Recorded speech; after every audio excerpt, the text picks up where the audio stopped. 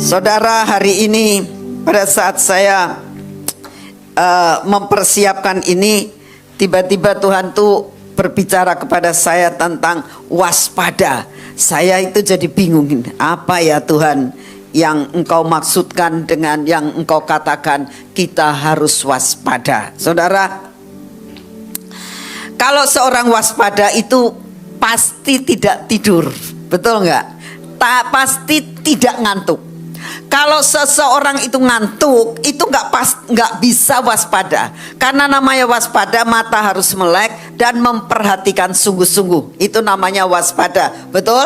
Nah, hari ini Tuhan katakan dalam menghadapi waktu-waktu yang saat ini ada, mengenai segala sesuatu itu kita harus waspada. Nah, seringkali kalau saudara dan saya dikatakan waspada, kalau cara tangkapan kita itu negatif, yang kita tangkap itu salah. Nah, tapi kalau saudara dan saya menangkapnya dengan benar apa arti waspada, saudara akan melakukan dengan teliti.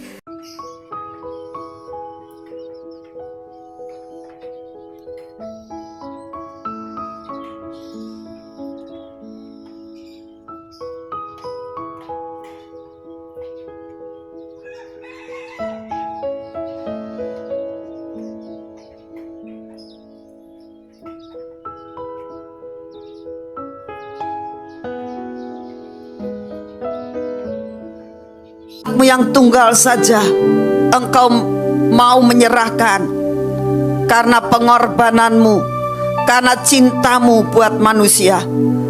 Kami sangat percaya Tuhan, adalah sesuatu hal yang sangat mudah kalau Engkau mengubahkan malam menjadi siang, kalau Engkau mengubahkan beban menjadi berkat. Itu adalah perkara yang sangat-sangat mudah untuk Kau lakukan. Lebih mudah Tuhan daripada Kau menyerahkan anakmu yang tunggal. Anakmu yang tunggal saja Kau serahkan, apalagi untuk mengubahkan hanya untuk menolong manusia. Kami sangat percaya Tuhan. Kami bersyukur punya Bapa seperti Engkau. Kami bersyukur Tuhan Yesus yang mau menolong kami. Dan kami sangat percaya bahwa seluruh dunia dan termasuk Indonesia, dan kami semua yang pada malam hari ini mendengar firman Tuhan, pada malam ini diberkati, kutuk menjadi berkat. Dan kami sangat percaya Engkau sanggup mengubahkan siang menjadi malam maupun malam menjadi siang. Bagimu perkara yang kecil Tuhan untuk melakukan semuanya itu. Terima kasih Bapa, terima kasih untuk semua dan semuanya ini. Saat ini ya Bapa, bagianmu untuk berbicara kepada kami dalam menghadapi apapun yang saat ini kami hadapi. Tuhan, saat ini kami mohon roh pengertian yang daripadamu untuk kami mengerti Tuhan, menangkap firman-Mu dengan benar, dan Engkau yang menerjemahkan untuk kami sampai kami boleh mengerti ini firman buat kami. Dan kami, iman kami tumbuh, iman kami timbul, dan kami menangkap semua apa yang Kau janjikan buat kami. Terima kasih untuk semuanya. Siapkan hati kami, beracaralah Engkau pada kami, baik kami yang ada di tempat ini maupun kami semua yang streaming, dimanapun juga kami berada. Kami percaya Kau dengar doa kami. Dalam nama Tuhan Yesus kita katakan sama-sama, amin. Saudara, hari ini pada saat saya mempersiapkan ini, tiba-tiba Tuhan tuh berbicara kepada saya tentang waspada. Saya itu jadi bingung, apa ya Tuhan yang Engkau maksudkan dengan yang Engkau katakan kita harus waspada. Saudara, kalau seorang waspada itu pasti tidak tidur, betul nggak? Pasti tidak ngantuk. Kalau seseorang itu ngantuk, itu nggak bisa waspada. Karena namanya waspada, mata harus melek dan memperhatikan sungguh-sungguh. Itu namanya waspada, betul? Nah, hari ini Tuhan katakan dalam menghadapi waktu-waktu yang saat ini ada, mengenai segala sesuatu itu kita harus waspada. Nah, seringkali kalau saudara dan saya dikatakan waspada, kalau cara tangkapan kita itu negatif, yang kita tangkap itu salah. Nah, tapi kalau saudara dan saya menangkapnya dengan benar apa arti waspada, saudara akan melakukan dengan teliti. Dan saudara di dalam ketelitian, saudara akan bisa menilai mana yang bagus dan mana yang tidak. Ya. Tapi kalau saudara sudah mulai dipengaruhi dengan segala sesuatu yang ada di sekitar kita, itu kita sudah mulai tidak fokus, sudah mulai cara tangkap kita itu sudah berbeda. Ya. Bagaimana kita memakai kacamata kita, saudara? Persiapan apa yang harus kita lakukan? Kita akan baca sama-sama di dalam Efesus pasal yang kelima. Kita mulai baca ayat yang ke-15 ya. Ini sangat berbicara kepada kita dan saya percaya ini akan memberkati saudara dan semuanya. Efesus pasal yang kelima ayat 15. Firman Tuhan mengatakan begini. Karena itu perhatikan dengan seksama bagaimana kamu hidup. Jangan seperti orang bebal, tetapi seperti orang arif. Dan pergunakan waktu yang ada, karena hari-hari ini adalah jahat. Sebab itu janganlah kamu bodoh, tetapi usahakanlah supaya kamu mengerti kehendak Tuhan. Amin. Ya, kita akan bahas ayat demi ayat supaya kita bisa mengerti apa sih yang dimaksudkan dengan waspada itu. Yang pertama, Tuhan katakan memperhatikan dengan seksama bagaimana saudara dan saya hidup. Memperhatikan dengan seksama, ini waspada namanya. Jadi kalau saudara memperhatikan dengan seksama itu tidak sambil lalu saja ya. Kalau saudara hanya melihat sepintas, itu nggak bisa kita katakan bahwa saudara dan saya itu memperhatikan dengan seksama. Kalau orang memperhatikan dengan seksama, saudara akan melihat sampai teliti ya. Ini apa warnanya, apa, kenapa seperti ini, sampai kita itu benar-benar mengerti. Itulah yang namanya kita itu harus melakukan dengan seksama bagaimana saudara hidup, bukan memperhatikan sesuatu hal yang kita lihat, tapi memperhatikan bagaimana kita hidup, bukan orang lain hidup. Seringkali saudara dan saya itu memperhatikan orang lain hidup, tapi tidak memperhatikan bagaimana saudara dan saya hidup. Tuhan mengatakan, nak, sekarang koreksi diri ya. Dari mana kau diambil? Koreksi diri. Dan dikatakan bagaimana memperhatikan dengan seksama bagaimana saudara saya dan saya itu hidup saat ini ya, saat ini dalam keadaan yang kita lihat dalam negara kita seperti ini. Nah, kita harus perhatikan bagaimana kita hidup. Dikatakan jangan seperti orang bebal, tetapi seperti orang arif. Orang bebal itu nggak mikir ya. Orang bebal itu pikirannya nggak bisa arif.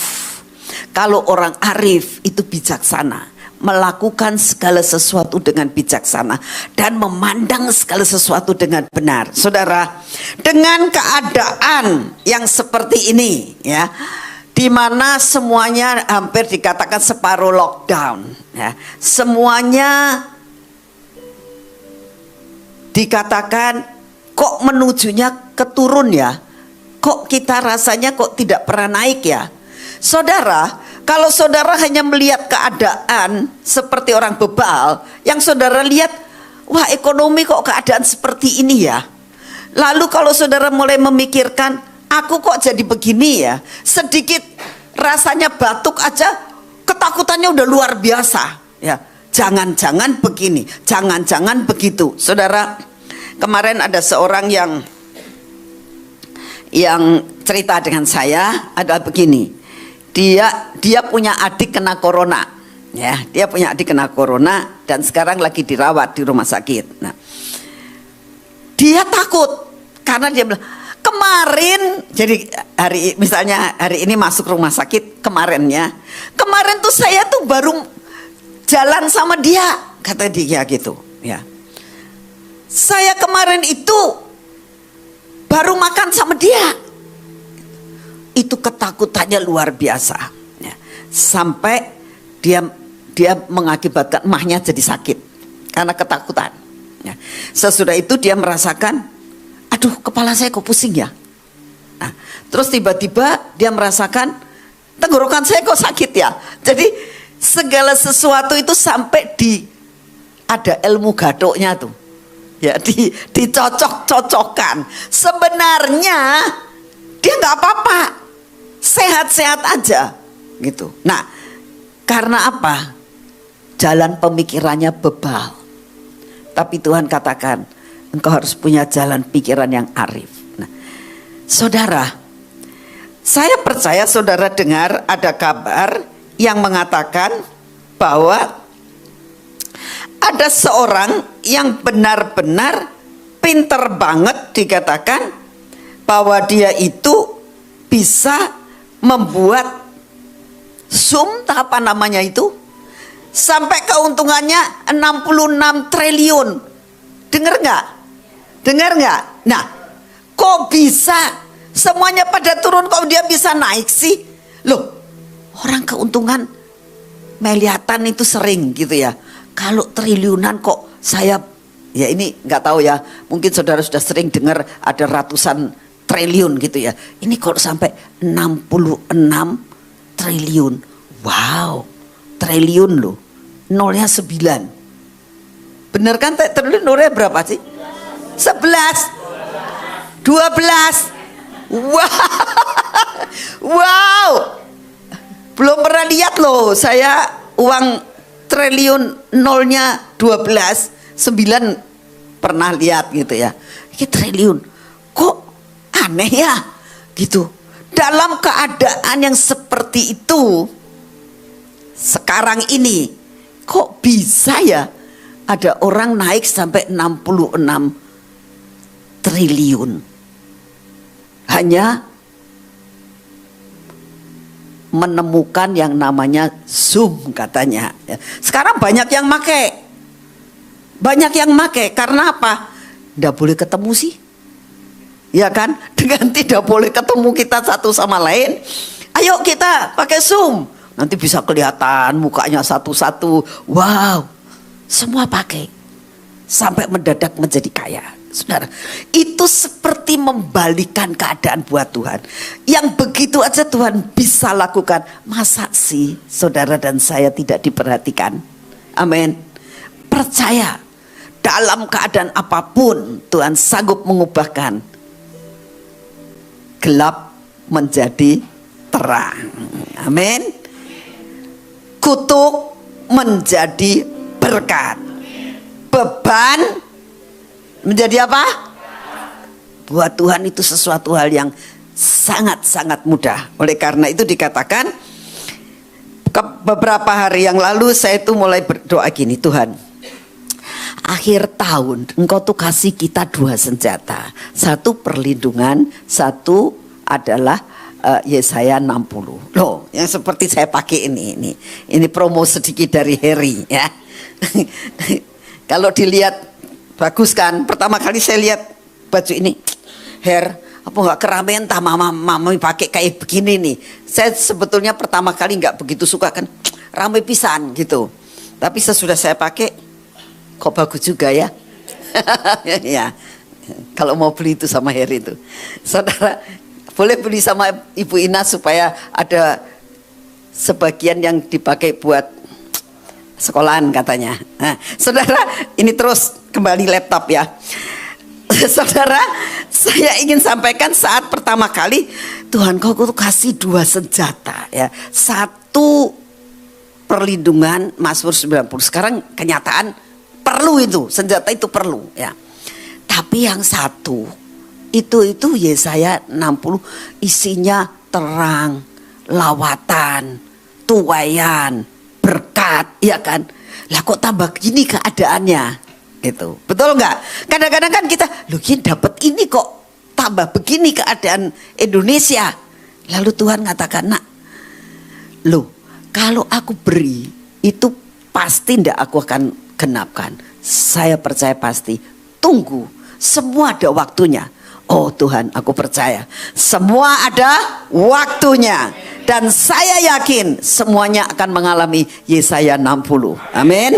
Jadi percayalah ya, harus hidupnya arif. Ya. Perhatikan hidupmu, kata Tuhan, harus arif. Arif itu benar-benar bijak. Artinya gini, saat ini memang peraturan pemerintah seperti ini, ya jangan macam-macam lah ya.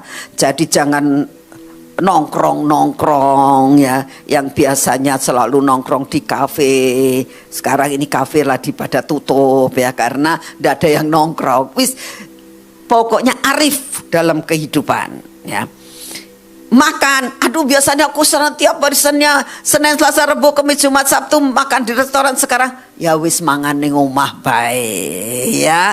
Apa ada abon, ada telurnya cimpek, ya kan? Masih banyak yang bisa kita makan ya. Ada Indomie, masih ada. Seperti tadi si Freddy bikin nasi goreng, enak nasi gorengnya ya. Jadi belajar kita itu bisa melakukan segala sesuatu. Sofi yang biasa tidak pernah ke dapur, sekarang ke dapur bikin empon-empon ya. Saya bilang, nah ini yang nggak pernah dilakukan. Karena biasanya tiap hari mereka berdua itu nggak pernah di rumah. Rasanya saya bilang gini, ini orang kok nggak pernah betah di rumah gitu.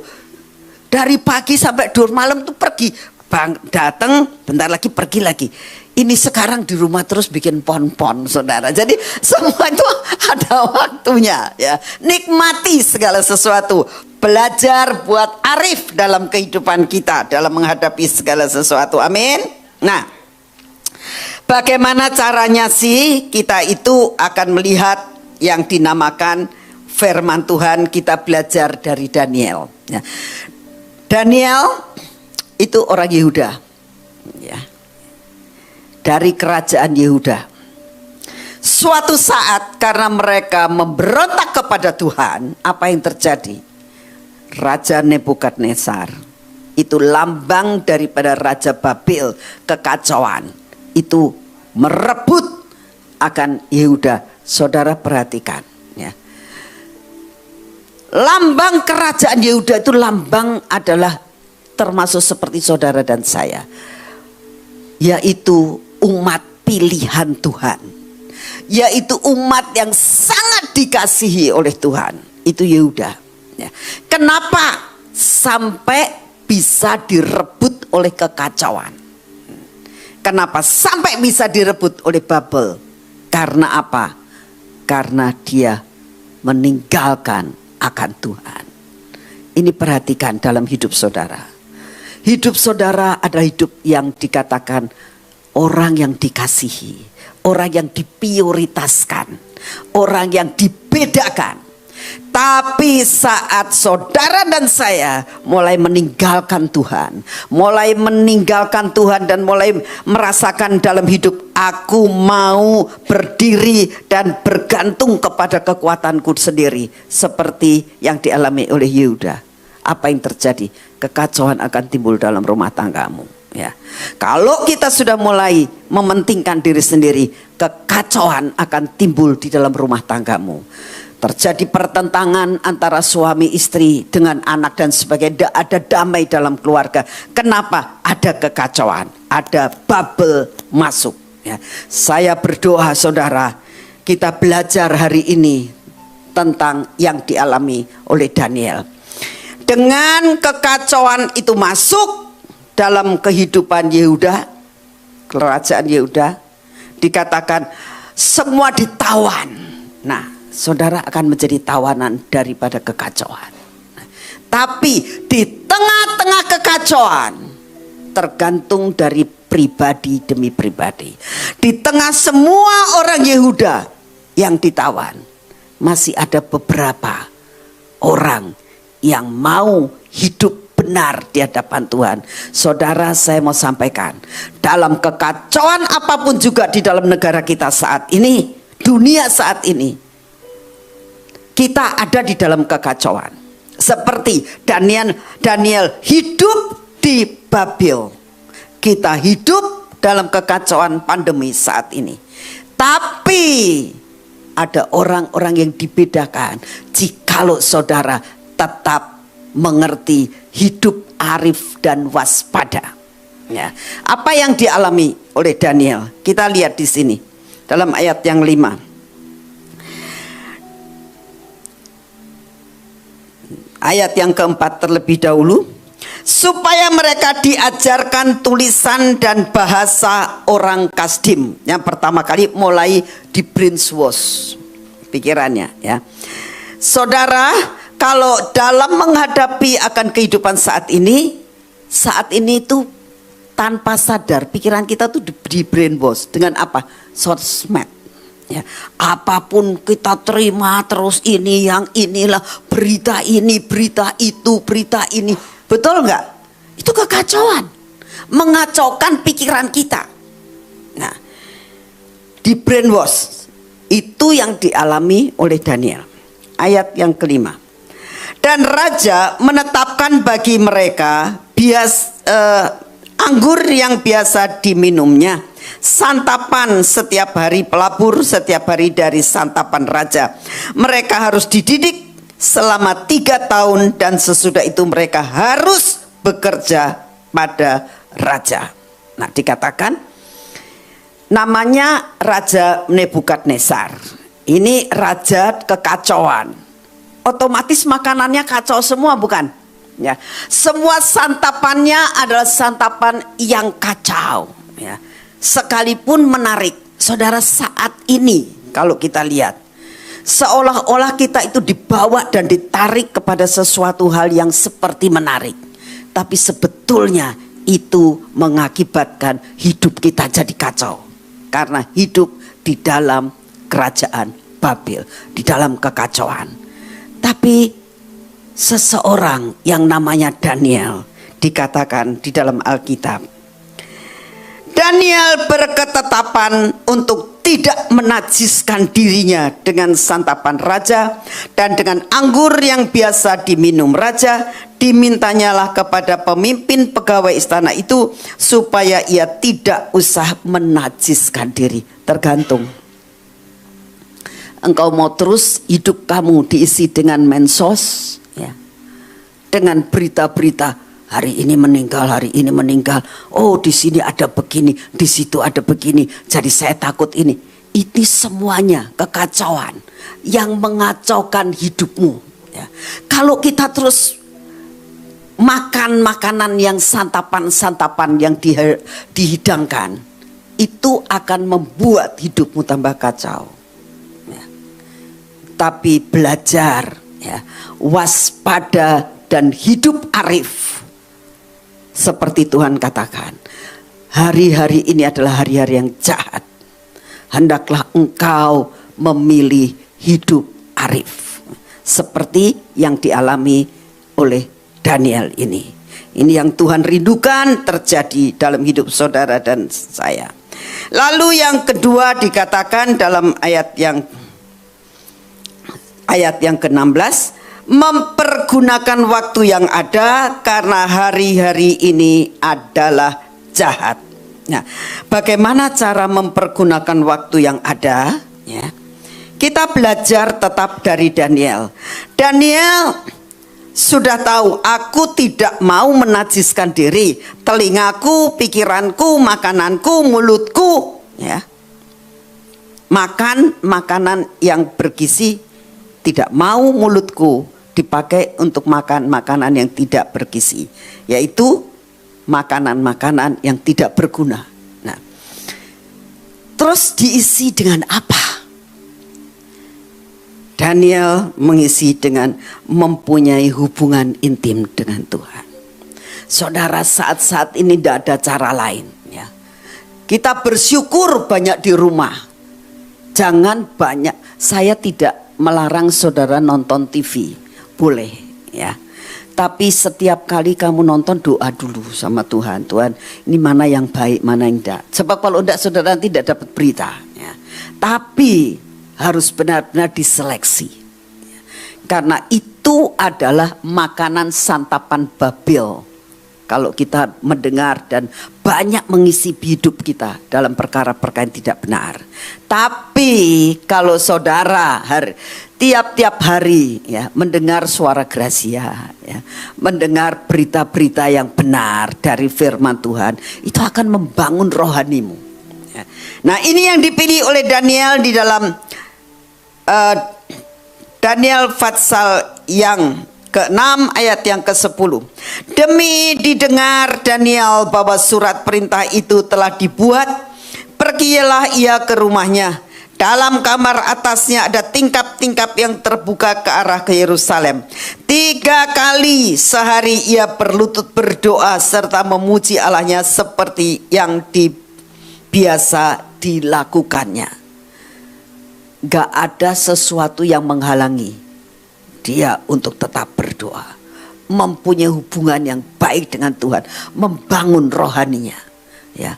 Saat-saat ini saudara membangun rohani itu akan membuat saudara tidak takut di dalam menghadapi apapun. Karena saudara, kita harus tahu, karena itu yang Tuhan mau dalam kehidupan kita ya. Lalu yang ketiga dikatakan, jangan bodoh tetapi mengerti kehendak Tuhan. Apa sih sebenarnya yang dikehendaki Tuhan? Ya. Kita akan baca bersama-sama di dalam Yesaya 61 ayat 8 dan 9. Ini yang dikehendaki Tuhan ya. Ini firman sangat berbicara kepada saya, dan saya ingin sampaikan kepada saudara karena ini janji Tuhan untuk saudara dan saya hari ini ya. Ada janji yang luar biasa kita terima dari Yesaya 61 ayat yang ke-8 dan 9. Dikatakan begini. Ini yang Tuhan mau. Jangan bodoh tapi harus mengerti kehendak Tuhan. Jangan bodoh tapi harus mengerti kehendak Tuhan. Kalau bodoh itu bagaimana? Bodoh ya ini, lah ini saat ini zamannya kayak gini, sudahlah kita nggak usah mikir yang macam-macam bla bla bla bla bla bla. Tapi itu bodoh. Tapi kita harus ngerti kehendak Tuhan. Kenapa Tuhan izinkan semuanya ini terjadi? Karena supaya semua janji Tuhan akan menjadi milik saudara dan saya. Nah, apa janjinya? Ayat 8. Sebab aku, kata Tuhan, mencintai hukum. Kita saat ini tidak tahu mengapa harus terjadi dengan semua kejadian yang ada. Tapi kita tahu ini adalah reka-reka dari beberapa oknum yang ingin mencapai sesuatu seperti Tuhan. Seperti Lucifer. Saya mulai memikirkan Lucifer itu kurang apa sih sebetulnya ya. Dia sebagai malaikat yang selalu menari, menyanyi, nyembah Tuhan, dekat tata Tuhan. Di antara semua malaikat, dia itu malaikat satu-satunya yang bisa dekat sama hadirat Tuhan. Tapi kok masih kurang puas. Nah, orang-orang yang merasa dirinya selalu kurang puas, nah itu yang akan dipakai iblis akhirnya. Sampai ingin menguasai dunia. Nah, kita kena imbasnya. Gak apa-apa. Satu perkara kita tahu. Tuhan katakan hari ini. Sebab aku Tuhan itu mencintai hukum. Artinya hukum itu begini saudara. Kalau namanya hukum itu ada keadilan. Ya, yang salah disalahkan, yang benar dibenarkan, ada keadilan. Ya, itu namanya hukum. Dan Tuhan sangat mencintai hukum. Ya.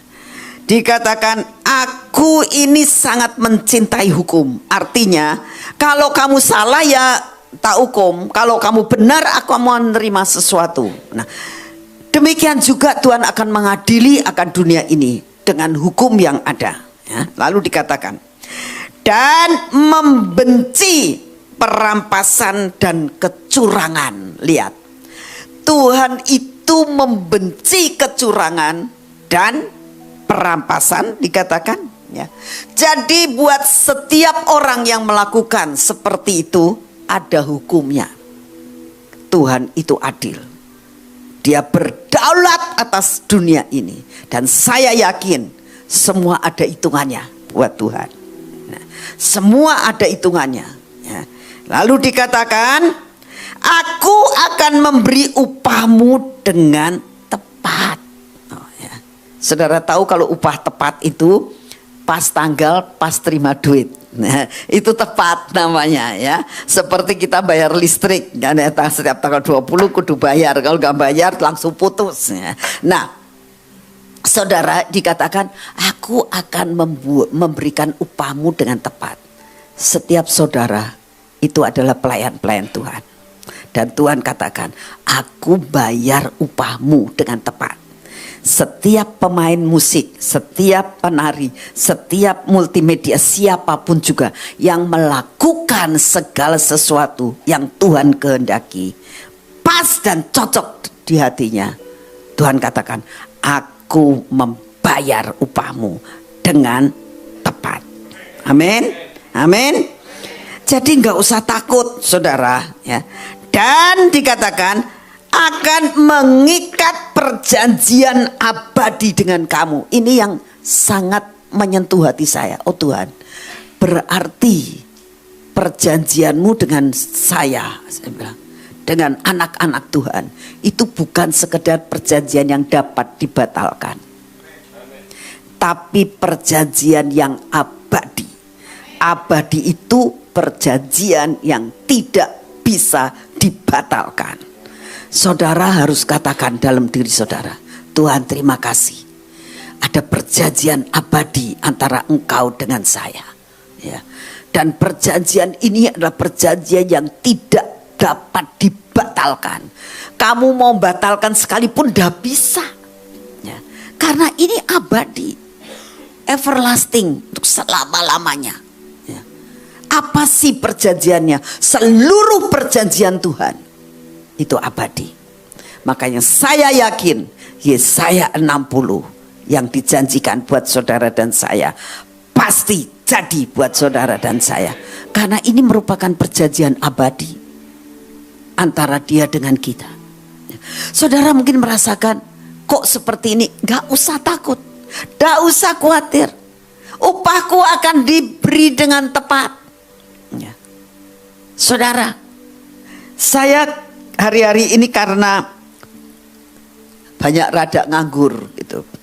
Jadi kalau sore saya itu ke balkon belakang rumah saya. Saya tuh dulu pernah dikasih tempat kursi malas sama Pak Thomas ya. Saya tuh bingung tak taruh di mana ya. Sementara ini selalu tak taruh di ruang tamu.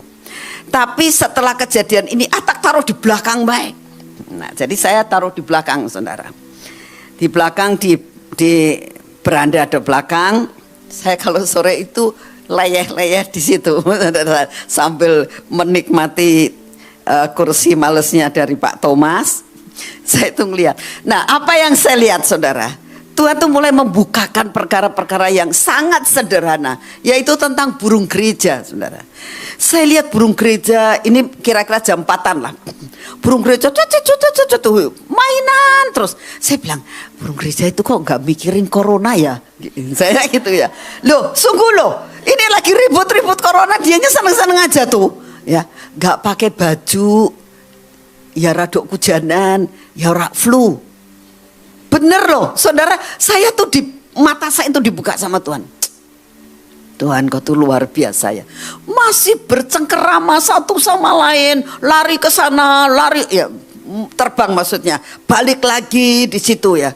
Saya pikir rumahnya di mana sih ini, gitu ya.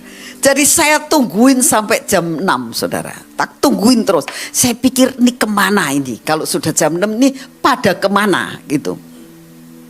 Benar saudara, setelah redup gitu ya. Kalau pulang itu ternyata mereka itu berkawan. Jadi dia duduk di situ, dulunya dia sendirian. Terus nggak tahu tuh ngomong apa, pokoknya ya begitulah ngomongnya burung gitu ya. Terus tiba-tiba sekitar 5:30 itu pada kumpul, pada datang tuh, loh kok tadi cuma satu, sekarang banyak gitu. Nah, sudah sekitar jam 6 kayak ada pemimpinnya. Begitu pemimpinnya pergi, biar semuanya pergi, habis gak ada. Tak pikir kemana ya, saya juga nggak tahu kemana dia sarangnya, saya juga tidak tahu. Tapi pokoknya nggak ada aja. 6:30 sepi, sudah nggak ada burung yang terbang lagi. Ya. Saya mulai berpikir, Tuhan, ini burung nggak ngerti corona ya, aku bilang. Nggak mikirin corona, nggak mikirin dia makannya bagaimana. Ya, itu nanti sebentar lagi kalau hujan gede, itu sarangnya bagaimana. Siapa tahu masih punya anak yang masih kecil di dalam sarang. Kok nggak mikir ya? Seneng aja gitu rasanya. Seperti firman Tuhan katakan, nak, kenapa sih kamu mesti khawatir dengan adanya masalah-masalah seperti ini? Kamu lihat burung di udara tuh, kamu nggak ngasih makan kan? Seneng-seneng aja tuh dipeliharakan Tuhan. Sampai sehelai rambutmu yang jatuh itu tanpa seizin Tuhan gak bakal jatuh. Saya bilang, Tuhan, ampuni kami sebagai ciptaanmu ini ya, yang suka mengeluh ya, dalam menghadapi apapun. Sedangkan burung yang seperti itu, saya banyak belajar dari burung kemarin. Saya sampai bilang, Tuhan, luar biasa banget ya Engkau itu. Tidak pakai sakit. Saya belum pernah dengar ada burung gereja pileren gitu. Ya. Ya, luar biasa saudara. Saudara lebih dari burung. Amin. Gak usah takut, gak usah khawatir dalam segala sesuatu, karena ada perjanjian kekal. Hidup saudara bukan karena apa yang saudara lihat, tapi percaya. Amin. Itu yang Tuhan mau. Kita dikatakan mempunyai perjanjian abadi dengan saudara dan saya. Saudara, baik yang saudara saat ini mendengar streaming, dimanapun juga saudara berada, percaya ada perjanjian abadi antara saudara dengan Tuhan. Dan perjanjian itu tidak bisa dibatalkan. Amin. Ya. Lalu perjanjiannya apa lagi? Ayat ke-9 dikatakan, keturunanmu akan terkenal di antara bangsa-bangsa. Keturunan kita akan terkenal di antara bangsa-bangsa. Mana mungkin keadaan seperti ini, anakku nggak bisa apa-apa ini. Jangan mikir itu, ada perjanjian kekal. Amin. Ada perjanjian kekal. Buat Tuhan itu perkara yang sangat mudah, mengangkat anak kita menjadi orang yang sangat terkenal di antara bangsa-bangsa. Ada perjanjian kekal. Tidak usah takut.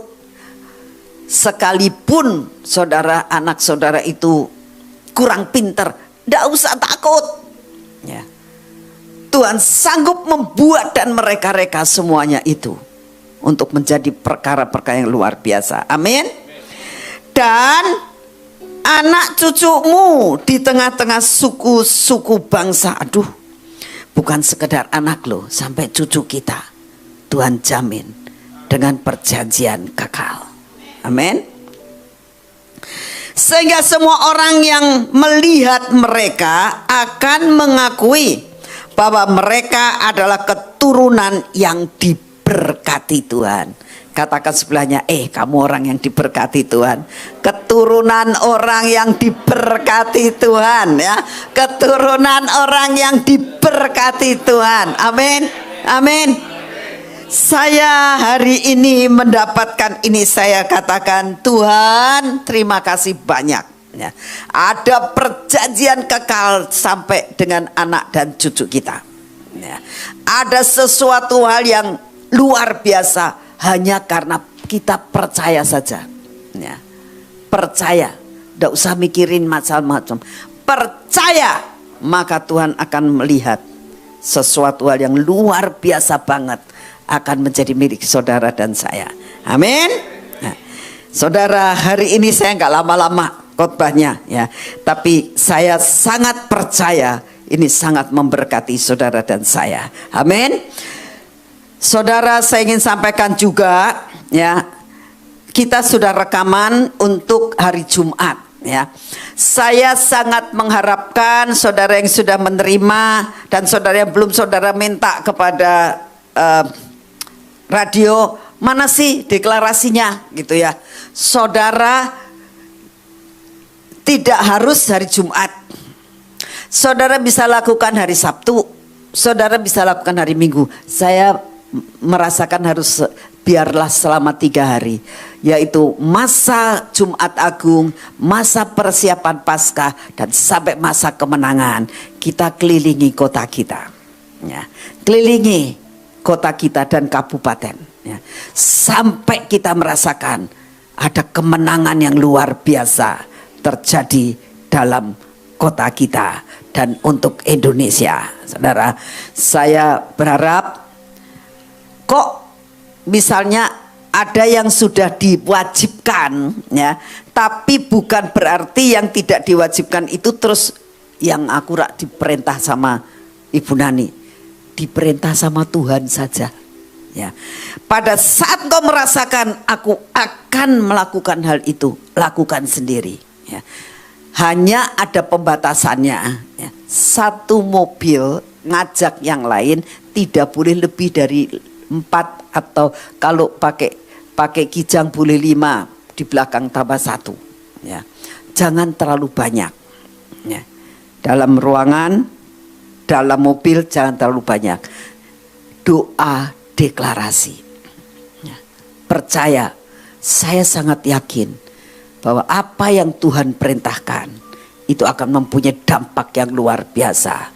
Sampai Yesaya 60 menjadi kenyataan, Mazmur 91 akan menjadi kenyataan. Amin. Jadi saya berdoa mendorong saudara, ayo ngajak yang lain ya. Yuk kita berdiri buat bangsa dan negara kita. Amin. Ya. Kita akan berdoa saudara. Saya ajak saudara bangkit berdiri.